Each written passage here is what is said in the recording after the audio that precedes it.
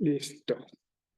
Pues hoy vamos a ver que el segundo momento es usar la desigualdad de Chebyshev, pero antes de eso viene como un intermedio, porque está así el libro, trae como los temas y trae al final al final de cada capítulo un tema que no necesariamente tiene que ver con el capítulo. Entonces es este. Y ese lo vimos en Discretas hace mucho, pero vale la pena volver a ver el resultado. Y si recordarán o recordarás, el número cromático de una gráfica es el mínimo número de colores con los que puedes colorear los vértices de la gráfica, de manera de que no haya dos vértices del mismo color, ¿no? Entonces es una obstrucción para que, o sea, una manera de subirle el número cromático a una gráfica, pues es meter gráficas completas grandes. O sea, porque si yo tengo un K4, pues entonces todos los vértices los tengo que pintar de colores distintos, ¿no? Entonces, durante un tiempo, la gente se preguntaba de si será el caso de que o sea, por ejemplo, de entrada, si habrá una gráfica libre de triángulos, ¿no? Que tenga número cromático alto, o si es algo local. O sea, en gráficas tú te preguntas, por ejemplo, sobre las propiedades y dices, si esta propiedad es algo que ocurre localmente o algo que o es una propiedad como global de la gráfica. O sea, si el número cromático es alto, ¿será porque le puedo echar la culpa a una estructura que está ahí? ¿O es algo como de toda la como muy global? Es como muy... Como los manifolds. Como los manifolds, que sí son características, bueno, cuando uno ve...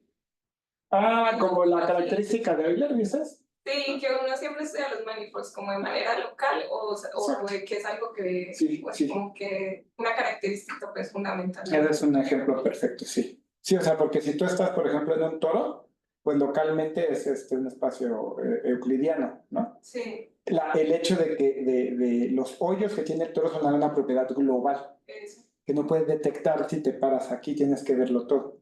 Entonces, en ese sentido,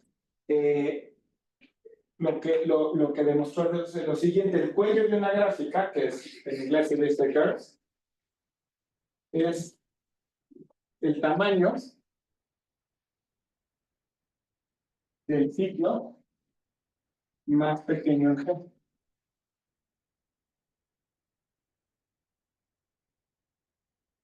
Lo que demostró Erdős es que para todo K y L existe una gráfica con cuello mayor a L y número cromático mayor a K.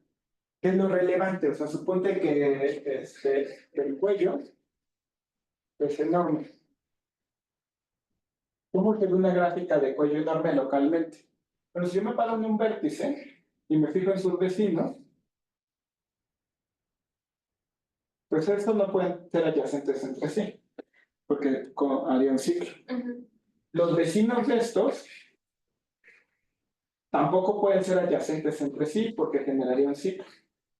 Y de hecho la segunda vecindad tampoco, ¿no? Y si lo hago enorme, pues entonces lo que voy a tener es que no voy a poder tener ciclos. O sea, la gráfica se va a ver así. Va a ser localmente un árbol. Entonces, no solo hay gráficas libres de triángulos con número cromático alto, sino gráficas que localmente se van a ver pues como árboles tan grandes como tú quieras. Entonces, esto sugiere que el número cromático es una propiedad global de la gráfica. No es porque una parte empuje el número cromático hacia arriba. Y lo interesante fue que Erdős demostró que existen, pero no dice cómo, usando el método probabilístico, y se tardaron un buen rato fue Michelewski, pero no me acuerdo cuándo fue, que el que ya dio la construcción explícita de gráficas con cuello grande y número cromático grande. ¿Okay? Entonces, pues como ya pues nos imaginamos, lo que hay que hacer es generar una gráfica aleatoria. Entonces, nada más para recordar, una gráfica aleatoria NP es una gráfica, ese es el modelo de Erdős-Rényi. Tú fijas la N, entonces tiene N vértices, y cada par de vértices lo haces adyacente con probabilidad P, ¿no? Pues para cada par de vértices te echas un volado y con probabilidad P pones una arista. ¿Ok?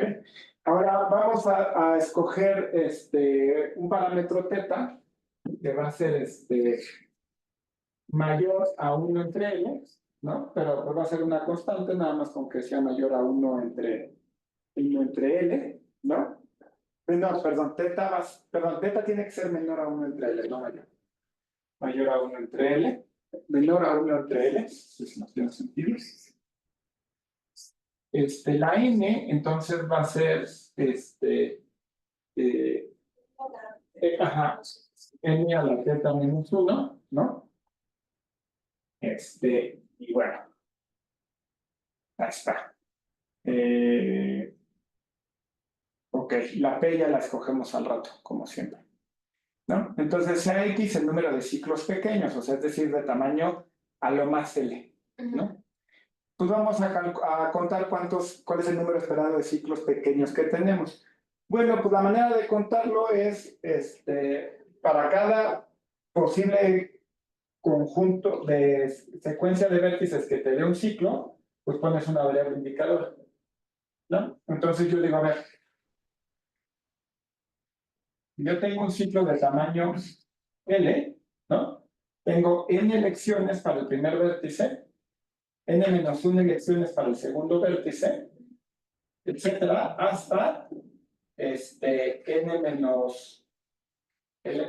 creo, elecciones para el siguiente vértice. Sí. ¿Ok? Y ahora eso lo voy a hacer, pero de hecho hasta ahí, o sea, aquí voy a tener i vértices, esto desde 3 hasta L. Entonces, esta notación NI no es otra cosa más que n por n-1 por n-2, etcétera, hasta n menos i más 1, o sea, i veces, ¿no? Sí. Y tengo que dividir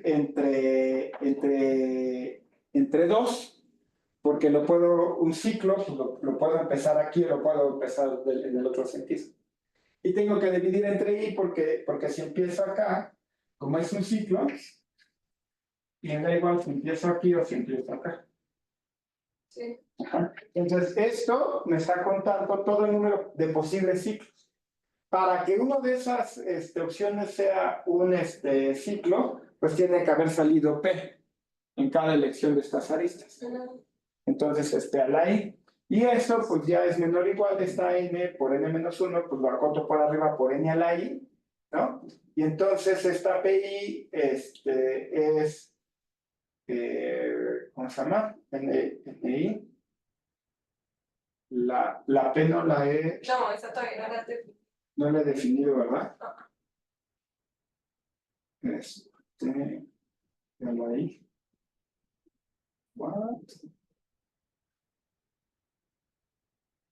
Pero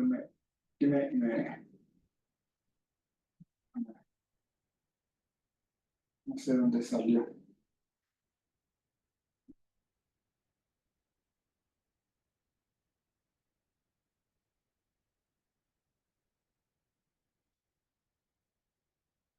Y según yo se define después la P. No, claro. No es cuando dices con n a la θ menos 1. Sí, perdón. La P es la que la N ya está fija y la P ya ahora sí tiene sentido. La P es la que es N a la θ menos 1. Ajá. Ahí se faltó fue. Que sea G de P con P igual a, ajá. Sí. Y ahora sí tiene sentido porque este es menor a 1, ¿no? Y entonces esto es 1 a la menos algo. Entonces esto es menor a 1, ¿no? Mayor, o sea, es algo mayor, o sea, sí es una probabilidad, pues. Sí, sí, no, no tiene sentido porque si no sería una n menor a 1. Sí. Ajá, entonces, perdón, es p, y ahora sí, entonces sustituimos la p aquí, la p como n a la teta menos 1 y nos queda así, ¿no? Y ahora pues ya las cuentas NI se va acá y te queda esta suma, ¿no? Y esta está sumando desde 1 hasta L, pues esto es teta de N a la teta por L, porque el término dominante pues es N a la teta por L, ¿no? Y esto pues es O chiquita de N, porque la teta la escogí menor a 1 entre L. Entonces esto es menor a 1. Entonces esto es O chiquita de N. Entonces hay O chiquita de N en valor esperado, ciclos pequeños. Y el truco va a ser, pues, matarlos. Bueno, en particular, pues, la probabilidad de que haya más de la mitad, más de n medio ciclos pequeños, pues, tiende a cero conforme n tiende a infinito. ¿Ok? Y ahora, pero se me había confundido, porque es esta x. Ahora fijo esta x, ¿no? Bueno, ¿cómo acotamos el número cromático? Una manera de acotar el número cromático es darse cuenta que cuando yo doy una coloración de una gráfica, cada clase cromática es un conjunto independiente, ¿no? O sea, por ejemplo, si yo coloreo esta gráfica, este es amarillo, este es amarillo, este es blanco, y esto es rojo. Cada clase cromática, pues por definición es un conjunto independiente. Entonces, si yo acoto el tamaño del conjunto independiente más grande, pues eso acota por abajo el número cromático. Entonces, lo que vamos a hacer. Entonces, fijo este número x igual a 3 entre p por logaritmo natural de n. Lo importante es que esto crece, pues, o sea, crece conforme a n. ¿Vale? Bueno, y ahora sí, voy a usar que nk es menor a e por n entre k a la k, y que 1 menos p, nuestra desigualdad de siempre es menor o igual a e a la menos p. Y entonces tengo que la probabilidad de que el conjunto, este alfa de g es el número de independencia. O sea, la probabilidad de que tenga un independiente de x o más vértices es menor o igual a esto. ¿Por qué? Porque entonces lo que para cada conjunto, o sea, si yo ya fijé la X, ¿no? Entonces, quiero ver la probabilidad de que haya un conjunto independiente de tamaño X. Es mayor a igual a X. Pues entonces, lo que tiene que pasar es que algún conjunto de X vértices pues es independiente, ¿no? Para que este conjunto sea independiente, pues ninguna de las aristas entre ellos tiene que haber salido en el volado. Ajá. Entonces eso pasa con 1 menos p a la x en 2. ¿Cuántos conjuntos de tamaño x tengo? Pues n x. Ajá. Y entonces, pues ya sustituyo con las de ahí arriba, ¿no? Ambas cosas, simplifico un poco. Bueno, a la pena nada, simplemente andar cambiando los valores de x, ¿no? Y te queda, bla, bla, bla. De esto es menor a n por e a la menos p a la x. Y esto, si me lo crees, me sigo. Aquí ya importa el valor de p. Aquí es donde empieza a jugar el valor de p. Porque entonces ya cancelan, ¿no? Te queda 3. Este p se va con este p. Te queda el logaritmo de n, entonces te queda te queda n a la 3 medios. Porque si te fijas, se va, queda n a la menos e a la menos 3 medios del logaritmo de n, menos 1, o sea, este término de acá es este término de acá. Lo importante es que este es n a la 3 medios y este es n. Entonces, esto es O chiquita de 1. Ok, entonces, ¿qué es lo importante? Ambas probabilidades las puedo hacer tan pequeñas como yo quiera. Ajá. Entonces, puedes coger una n suficientemente grande, de manera de que la probabilidad de que haya más de n medios ciclos pequeños sea menor a 1 medio, y la probabilidad de que el número de independencia sea mayor a esto también sea menor a 1 medio. Por lo tanto, con probabilidad positiva suceden ambas cosas. ¿Sale? Y ya acabé, porque entonces casi hay una elección para la cual no tengo ni ciclos pequeños y el número de dependencia es menor a esto. Y entonces lo que hago es que de esa G, que sí puede tener ciclos pequeños, de cada vértice le quito un ciclo pequeño. Pero todavía me quedan al menos n medios vértices, ¿no? Y el número de independencia pues es menor o igual con el que empecé. Porque si quito, o sea, el número de independencia solo puede bajar, no puede subir si yo quito vértices. Pues seguiría siendo la probabilidad. Pues más bien el asunto es que mi G original, el número de independencia más grande que tiene es menor a este. Y si ahora yo quito vértices de los ciclos pequeños, pues lo peor que me puede pasar es que no le quite ningún vértice al independiente más grande. ¿Sale? Pero no puede haber un independiente más grande en esta gráfica con los vértices borrados, porque ese es un independiente acá. Y ahora, pues ya, hay que hacer las cuentas. Entonces, el número cromático de esta gráfica, o sea, ya el cuello es lo que yo quiero, porque ya maté los ciclos pequeños. Y el número cromático de esta gráfica, pues es mayor o igual al número de vértices que tenga entre su número de independencia.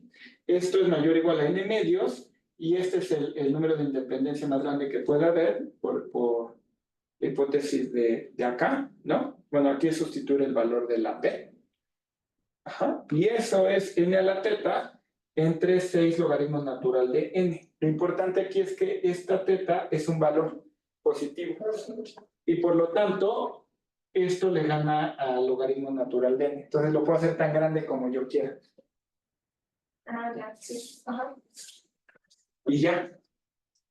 Entonces fue de las primeras, bueno, de las aplicaciones más conocidas del método probabilístico de ER2. Que ER2 fue de lo que usaba muchísimo el método probabilístico. Casi que fue que lo popularizó, pues. Y se tardaron un buen rato en dar construcciones explícitas para la... Y este número cromático que se representa como chi no tiene nada que ver con la característica de Euler. No. Híjole, me agarras así. O sea, sí, pero no. O sea, no porque es una coincidencia de que usen la misma letra. Sí, porque influye... ¿te acuerdas del teorema de Kuratowski? Que toda gráfica, una gráfica es plana si solo si no tiene como menor a K5 o a K33. Hay un teorema de Kuratowski para cada, para cada superficie. O sea, hay una lista de menores prohibidos en el toro, en el plano proyectivo, en el doble toro, etc. No se sabe la lista porque es enorme. Y luego hay una conjetura de Hadwiger que dice que el número cromático está acotado por ciertos menores. En resumen, el número cromático está acotado por arriba para superficies de género acotado. Ya. Pues como todos los toros, pues como las donas, pero como los... Ajá. O sea, si tú me das una dona con un número finito, constante de huecos, o sea, un género acotado, esa cosa, una gráfica iba a tener, no sé qué número cromático sea, como más, pero va a haber una cota superior a su número cromático. ¿Cuál es ese valor? ¿Quién sabe? Ya. Por la misma razón que en el plano es el número cromático de una gráfica en el plano es a lo más 4, lo mismo pasa en entre otras superficies. Pero la chi es coincidencia, ¿no? Ok, entonces ahora sí el segundo momento. Entonces, nada más recordando, vamos a anotar conmigo el valor esperado. Sigma es la varianza de X, sigma cosas es la varianza de X que se define como la esperanza de X menos la media al cuadrado. Que la idea de esto es que si tú tienes una distribución de probabilidad, ahorita hemos trabajado de manera muy ingenua, o sea, básicamente todo ha sido hacer algo aleatorio, calcular valores esperados y decir, bueno, pues como el valor esperado es tanto, existe una elección que está por abajo, por arriba del valor esperado, según me convenga, ¿no? Pero las distribuciones, pues, importa mucho, ¿no? O sea, por ejemplo, yo podría tener una expresión de probabilidad donde todo me da 1 con probabilidad 1. Entonces el promedio es 1 y nunca me alejo de la media. Ajá. O puedo tener una normal, ¿no? Donde la media anda por acá, pero hay una probabilidad de que yo me aleje de la media. Entonces lo que estoy midiendo es la distancia de X menos la media, ¿no? Lo elevo al cuadrado y eso magnifica como el error. Y esa es la varianza. Y de hecho, eso lo vimos al principio del curso, hay los diferentes momentos, o sea, tú puedes elevar esto al cubo, esto al cuadrado, y vimos la función generadora de momentos. Pero lo importante del asunto es que si yo conozco la varianza de mi variable aleatoria, yo puedo calcular cuál es la probabilidad de que se aleje de la media. Yo lo hago mucho más mañoso, digo, no, espérate, o sea, la media es tanto, pero además yo sé que con cierta probabilidad no va a estar lejos de la media. Entonces, esta es la media, y digo, ¿cuál es la probabilidad de que se aleje L múltiplos, lambda múltiplos, de la desviación estándar? Sí. Ajá, la raíz cuadrada de la varianza. Y ese es 1 entre lambda cuadrada. Esa es la desigualdad de Chebyshev. Entonces, en y otras cosas que hay que recordar es la varianza no abre sumas, pero si yo tomo la suma de variables aleatorias y calculo la varianza, pues resulta que esto es la suma de las varianzas más la suma de lo que se llama las covarianzas, que simplemente para cada par la covarianza de Y y, bueno, debería decir Z, es la esperanza de Y por Z, menos la esperanza de Y por la esperanza de Z. Sí. Que te sale de acá, o sea, de la definición. O sea, pone la X más Y y lo elevas al cuadrado y entonces te va a quedar X al cuadrado. Que si son independientes, pues ya sería la linealidad. Exacto. Cuando las variables son independientes, la covarianza es 0 y entonces sí tienes la linealidad. Ah, exacto. Entonces, otra cosa más es que cada XY es una variable indicadora con probabilidad PI, o sea, es un experimento de Bernoulli, que es, bueno, o sea, que te da un 1 con probabilidad PI, ¿no? Ahí la varianza es igual a PI por 1 menos PI. Ajá, que eso es menor a PI y que es menor a la esperanza. Entonces, en ese caso, la varianza de X es menor a la esperanza de X más la suma de las covarianzas. Entonces, vamos a usar eso para demostrar lo siguiente. Este es un teorema de teoría de números. Esta nu de X es el número de primos que dividen a X. Ajá. Entonces, por ejemplo, no sé, 12, ¿no? Entonces, los primos que dividen al 12 son el 2, el 3 y ya, ¿no? Sí. Entonces, algo que, ya se me olvidó quién fue. Creo que fue Hardy Raman, ¿no? Ya no. Es que es más fácil contar el número de primos que lo divide que encontrar su factorización prima. Buena pregunta. Lo que pasa es que ya en cosas específicas es difícil, o sea, computacionalmente no sabemos cómo factorizar, pero se sabe mucho sobre la distribución de primos. O sea, sabemos que en un intervalo de enteros, más o menos cuántos primos hay. y además sabemos cotas muy buenas sobre el número de primos que hay ahí. Y esas cotas se comportan muy bien. O sea, en el asintótico todo se comporta muy bien. Ya en los específicos es difícil. Y todo esto se usa en criptografía. Por ejemplo, cuando generas las llaves públicas, tú tienes que generar dos primos aleatorios, ¿no? Pero entonces la manera en que lo haces es que agarras un intervalo grande donde con buena chance tengas un primo y empiezas a elegir números aleatorios. Y la probabilidad de que, creo que es n entre log n, son primos. Y entonces la probabilidad de que elijas, no tienes que hacerlo muchas veces para que encuentres un primo. Y luego es una prueba probabilística de primalidad. Y dices, no, pues este es primo. Ah, ya. Ajá. O sea, ay, no se sabe, o sea, pues, es primo, pero con Alta cierta probabilidad. alta probabilidad. Sí, ahí en cosas de primos, en el 2000, ¿qué fue? No me acuerdo. Creo que 2001, 2002, se encontró un algoritmo polinomial para saber si un número es primo. O sea, el determinar si un número es primo, eso es polinomial. Lo cual es como bastante contraintuitivo porque factorizar Claro. no sabemos cómo hacerlo y sospechamos que no se puede hacer en tiempo polinomial. Pues yo me imagino que con congruencias, ¿no? No sé el algoritmo, fíjate. Sí, no sé. Pero no se usa en la práctica porque ¿No? es lento. No.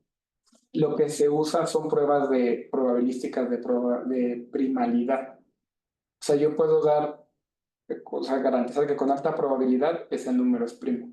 Entonces simplemente se pone en un factor o un rango o sea, de muy, muy alta probabilidad, pero no se prueba si es primo o no. Porque el algoritmo para ese de prueba aleatorio, ese es muy rápido. Y cuando tú estás en criptografía, necesitas generar esos primos muy, muy rápido. No puedes tener un algoritmo Claro. ajá, de n a la 6 o no me acuerdo en cuánto está. Ya que se demore 5 minutos, ya es demasiado. Exacto, exacto. Tiene que ser cero. Sí, si tú has usado, por ejemplo, el o sea, las criptomonedas, tú generas una wallet en segundos, pues. Entonces, es por eso. Por eso se usa eso. Pero en el siglo XIX, a finales, Hardy, Ramanujan, Littlewood y demás, trabajaron mucho en cosas de teoría analítica de números. Entonces, bueno, se sabe mucho sobre el comportamiento. Y uno de estos resultados es que el número, ajá, fíjate lo que está diciendo, porque es bastante fuerte. Yo tengo un número X, ¿no? Entonces, nu de X es el número de primos que dividen a X. Esto lo resto de log n. Logaritmo natural. Ajá. El valor absoluto, o sea, lo que se desvía de este log n es el número de elementos que se aleja de raíz de n del logaritmo natural de n es por chiquita de 1. Esto está pareciendo muy complicado, pero no lo es. Lo que estoy diciendo es que yo me fijo en los números del 1 al n. ¿Vale? Yo digo que un número aquí, su d de x, es como, o sea, no solo orden d, sino que casi exactamente logaritmo log n, log n. Ajá. Y lo que estoy diciendo es que yo fijo una omega de n, que vaya tan chica como yo quiera, o sea, que tienda bueno, que crece, pero arbitrariamente lento, pues. Ajá. ¿No? Entonces, bueno, el número, tú digo, pues ¿cuál es el error? Yo creo que esto casi siempre pasa, pues el error sería esto, ¿no? La diferencia de lo que se aleja ya sea por abajo o por arriba de este valor, Sí. ¿no? Entonces, esto es mayor a el número para los cuales este error es mayor. Acá lo puedo poner. El número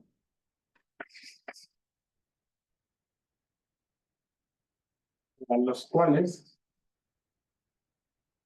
el error es grande, y lo pongo muy entrecomillado porque grande es simplemente un factor de raíz del logaritmo natural de n.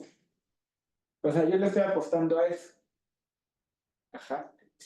Para los cuales se rebasa en un factor de raíz de n. Ajá. Eso es o chiquita de n. Entonces, la mayoría de los números, o sea, asintóticamente, si tú te agarras un número aleatorio aquí, con probabilidad que tiende a 1, va a tener este número de divisores primos, exactamente este número, con un factor de básicamente de error de como raíz del logaritmo de n. Ya, no, pues, Ajá, o sea, es casi, esa es la respuesta casi. Eso es lo que está diciendo este teorema.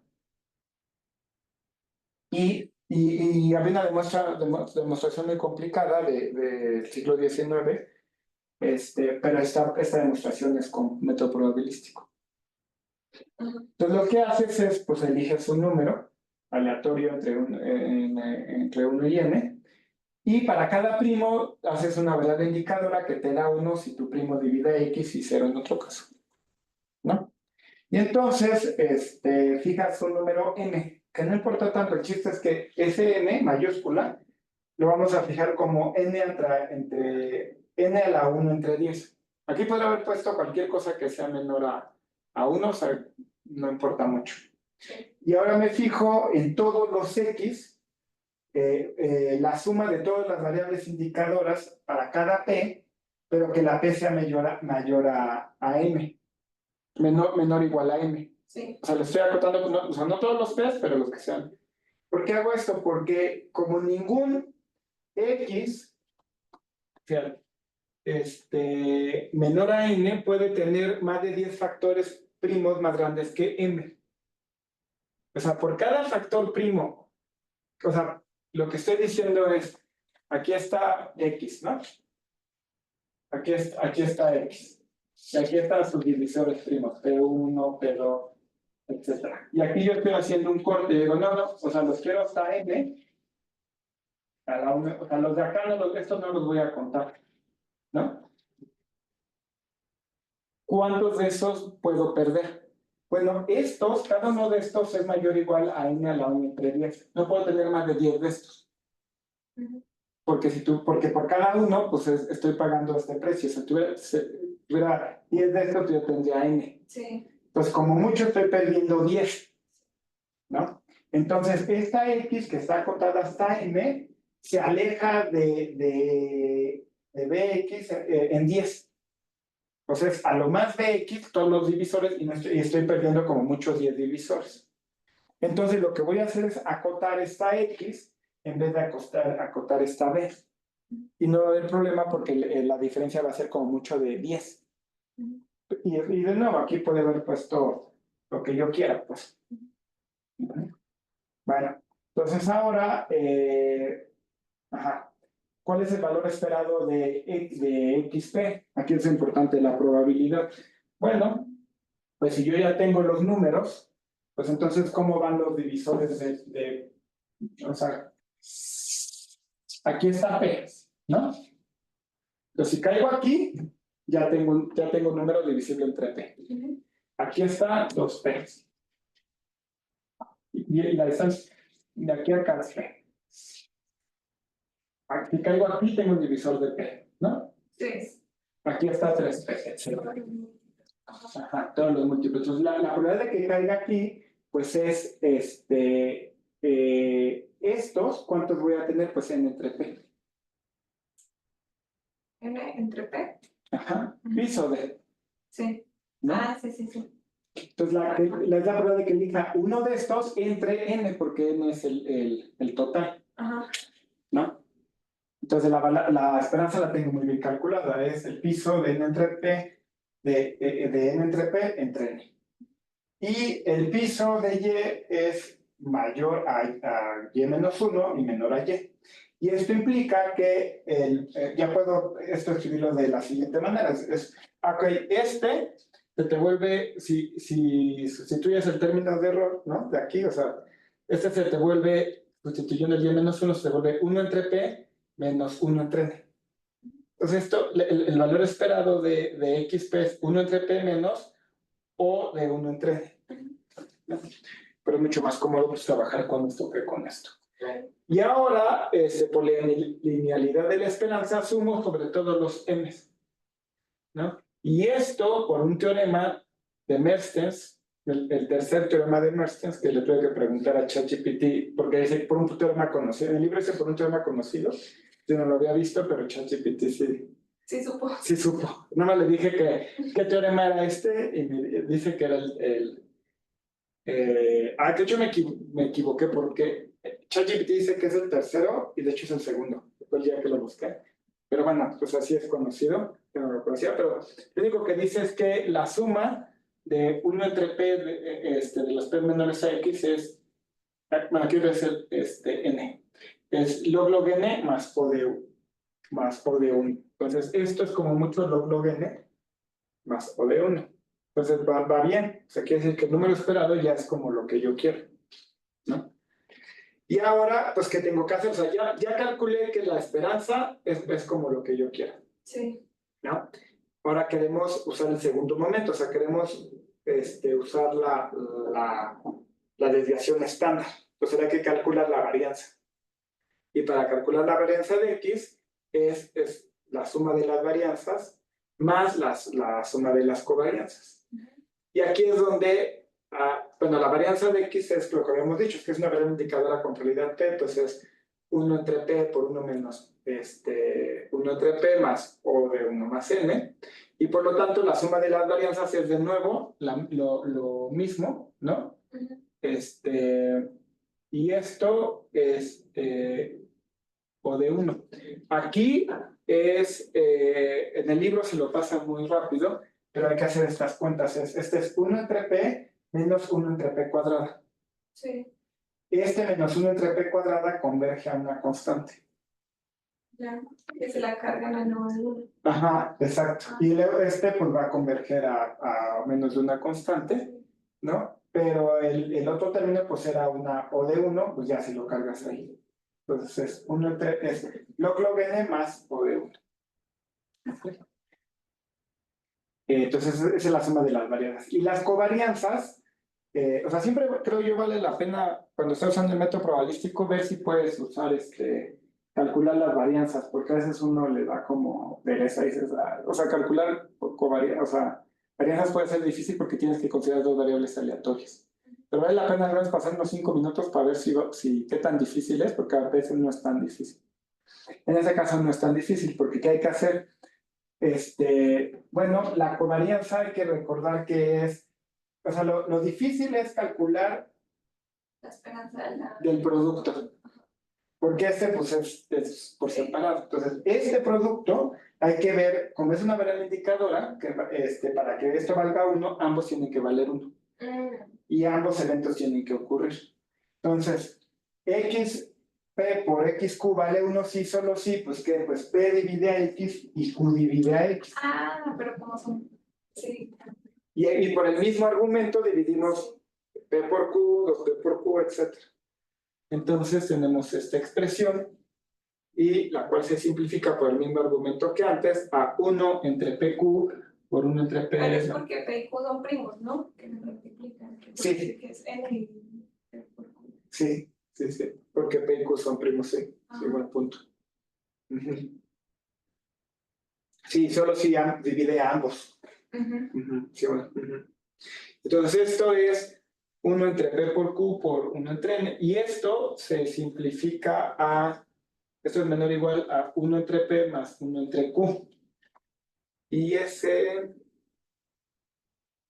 es, claro.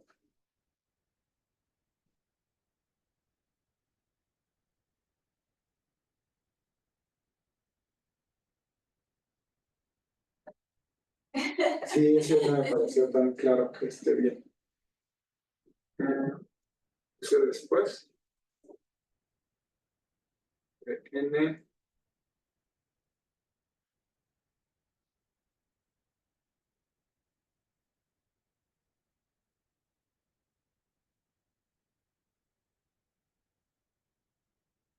No, pero, o sea, hicieron las operaciones, porque mira que cuando operas los dos paréntesis, se te cancela el 1 entre P de Sí. Q, y ya la hicieron y la factorizaron. Sí, ¿verdad? Sí. Que hay un término que quedó volando que es el 1 entre N cuadrada, ¿no?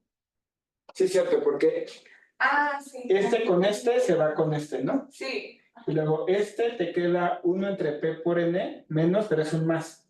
Y este queda 1 entre Q por N, pero es un más. Que es estos dos términos. Ah, ok. Y este te queda 1 menos por 1 entre N cuadrada. Sí. Menos, pues lo quitas ya. Ah, sí. Sí, ok. Está bien. Entonces tenemos esto. Y ahora ya calculamos la varianza. Y entonces, ok, la suma de las covarianzas va a ser la suma de todos estos términos, ¿no? Para todos los pares distintos. Y luego esto es menor o igual a 2m entre n por la suma de los 1 entre p. ¿Por qué? Ok, pero aquí estoy sumando sobre todo los pares distintos. Está como muy sobreestimado, pero bueno. Entonces, para cada p, ¿no? ¿Con cuántos q los puedo asociar distinto? Pues con mucho con m. Entonces, el término 1 entre p más algo, pues este va a ser m. ¿No? Sí. Y voy a contar dos veces, porque cuando yo sume el 1 entre q más algo, por aquí se me va a colar el 1 entre p. Entonces, le estoy sumando dos veces, o sea, cada uno de estos términos me va a aparecer m veces, y me va a aparecer dos veces porque lo voy a contar del otro lado, como mucho. Entonces, eso es como mucho, 2 por m entre n por la suma de los 1 entre p. Y esto, pues la m, aquí es importante que lo haya elegido menor a n, o sea, que que la m haya sido n a la 1 entre 10, ¿no? Sí. Porque entonces esto me queda n a la menos 9 entre 10, pero le gana al log n. Entonces esto es o chiquita de 1. Eso quiere decir que la covarianza no pinta. Que la varianza, de hecho, es esencialmente log n más o de 1. Y ahora sí puedo usar la desigualdad de Chebyshev. Entonces, literal, por la desigualdad de Chebyshev, la probabilidad de que x menos log n sea mayor a lambda por raíz de log n es menor a lambda cuadrada. Porque aquí lo que es hay que dividir entre, ¿cómo se llama? En la raíz de la varianza, ¿no? Porque era lambda entre, no sé me acuerdo, pero era lambda por sigma, ¿no? Y es precisamente esta sigma. Entonces es menor a lambda cuadrada. Sí. ¿No? Y ya. Es para toda constante lambda. Está padre, ¿no? Sí, sí. Sí, ¿quién se le habrá ocurrido hacer esos cálculos? Sí. Sí. Sí. Conoce mucho el método probabilístico, es que se aplica en varias cosas como buena herramienta. Y pues ya. Sí, yo lo he usado en geometría. Y eso que no sé bien probar. Un montón la teoría de números, pero